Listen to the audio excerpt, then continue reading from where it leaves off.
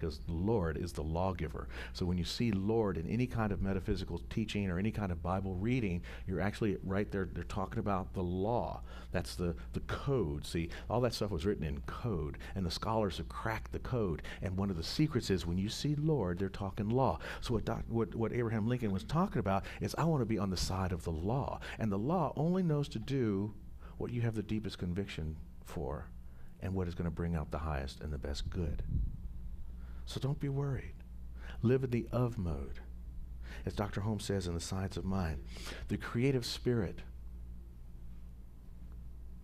the untold good, which the creative spirit has placed at our disposal, awaits the magic touch of our consciousness to spring into expression for us. The magic touch of our consciousness. And the rest of that quote goes like this: filling the cup of our desire with its manifold gifts. With its manifold gifts. It loves to give us the gift. It is my Father's good pleasure to give you the kingdom. Are you ready to decide to accept? A yes would be fine right now. Are you ready to decide to accept? Yes. That right there, that yes, and the way you delivered the yes is living in the of consciousness. So when stuff leaves, remember there's nothing gone. Spirit remains, and so it is. Wow. 10 minutes. Perfect. Yes. All right, let's do our affirmation. Here we go. No matter what I think has left, something amazing and wonderful always remains, which I tap into for my good. So it is. Yes, indeed. All right. We're going to leave this lovely setup here and put our prayer box right there today.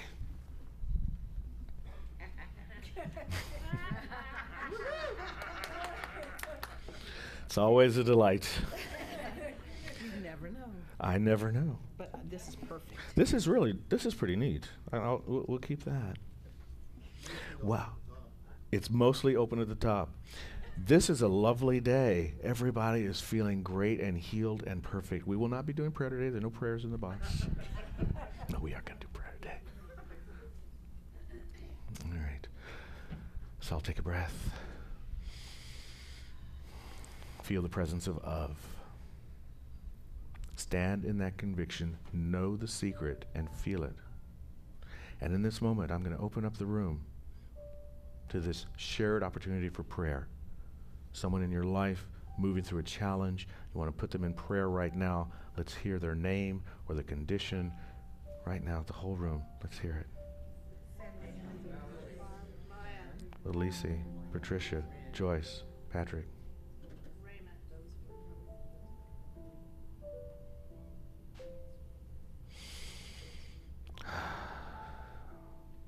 Dear Spirit, I love the collective wisdom of this room, for I know that we are living in the of mode. We are standing in that space of complete unity with your presence. Yes, our words sometimes sound as if we're living in a place of separation, but it's only for us to deepen into the space of connection and union. So by saying you and I, they and me, us and we are allowing ourselves to take a movement from the individualized expression to understand the unified consciousness of your life as our life. And so now, feeling one with the Spirit of the divine, we speak our collective word for the good of all those that we have now spoken about or hold in our hearts, those that are using that secret silent way of speaking the truth. We bring them into this prayer at this time, and we know that right action and right goodness unfolds for each and every person in our hearts, for the world itself, for the collective good of humankind, collective good of every species on the planet, collective good of the planet itself. On this weekend of loving your mother, our mother, we speak a prayer for Mother Earth itself, for the universe. For we know there is a divine pattern unfolding in time and space. And what may look like disassociation, what may look like discomfort, what may look like dis-ease is merely the time and space unfoldment and evolution to a higher consciousness where only good is realized. So we turn away from any condition of lack or limitation, want or need, and affirm abundance and prosperity, unlimited good, and infinite potential unfolding. This is the power of prayer. This is the movement of our lives, and we affirm it with gratitude as we move into a release into that perfect law, into the Lord of mind. And so it is. Mm-hmm.